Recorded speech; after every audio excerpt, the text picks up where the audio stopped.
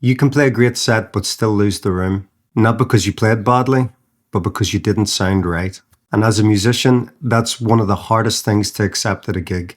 You're thinking to yourself, I'm playing well, so why isn't this working?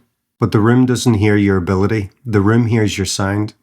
And if your sound is poor, you'll lose them fast. And the frustrating part of this is you can feel it happening. The room drifting, people talking, attention slipping, and you don't know why. Well, most of the time, it's not your playing, it's your sound. Now here's where most musicians get this wrong. They think the problem is, I just can't hear myself properly. And yeah, that's a part of it, but it's not the real issue. Because when you can't hear yourself properly, you don't just sound worse. You actually change how you perform. You start over singing, you push your voice, and you force it, all the while just trying to cut through. And the result, your tone suffers, your control drops, and your voice takes a hit. And that's before you begin to even stack anything else up. Too much reverb so everything gets washed out. No proper EQ, which means that your voice sounds either harsh or really muddy in the mix. No control over your level, so 1 minute you're popping out of the mix, next minute you can't be heard. And now instead of being in control, you're fighting your sound all night. And when you're fighting your sound, you're just surviving, and people feel that. They might not understand it technically, but they can tell that something's off. And when something's off, people disconnect. They talk, they drift, they stop paying attention. Now, when we look at that from a venue's perspective, that's everything. Because they're not analysing your setup, they're watching the result. Did the room stay? Did people engage? Did the atmosphere lift? And if your sound is working against you, you're making all of that harder, even if you're a good musician. I've had countless gigs where I've come away feeling off, mostly because of the sound.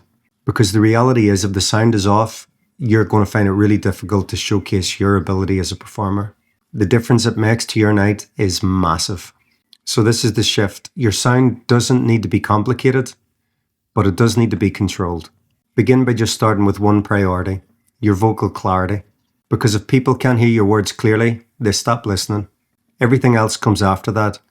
Then simplify everything around it. Don't overload your mix and don't try to fix things mid-song. Build something that works and stick to it, even if it's basic. Because when your sound is right, everything else becomes easier. You'll know you're at that point whenever you're not forcing it anymore, you're not guessing, and you're not overworking. You're now in control, and that changes everything. Your confidence goes up, your voice lasts longer, and you actually enjoy your performance. And most importantly, the room works.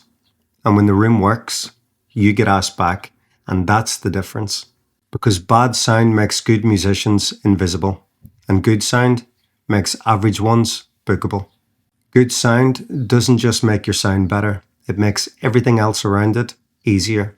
And easier leads to better gigs, and better gigs leads to more bookings.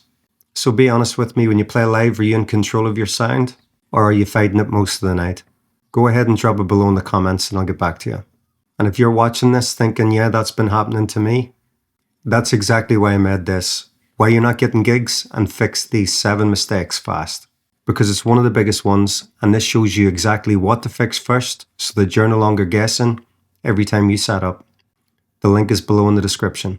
If you want to fix this properly and not just fix bits of it, but actually understanding how your sound, your set, and your gigs all connect, that's exactly what the Academy and the Blueprint are built for. That's where this becomes repeatable and not just something that you're guessing and tinkering with every gig. At the end of the day, this isn't about getting better gear. This is about control. Because a musician who's in control controls the room. Now, even when your sound is right, a lot of musicians still are struggling to get booked. And most of the time, that's because people don't actually see what they can do. And that's what I'm going to be breaking down in the next video. Thanks for watching. I appreciate you being here, and I'll see you all in the next one.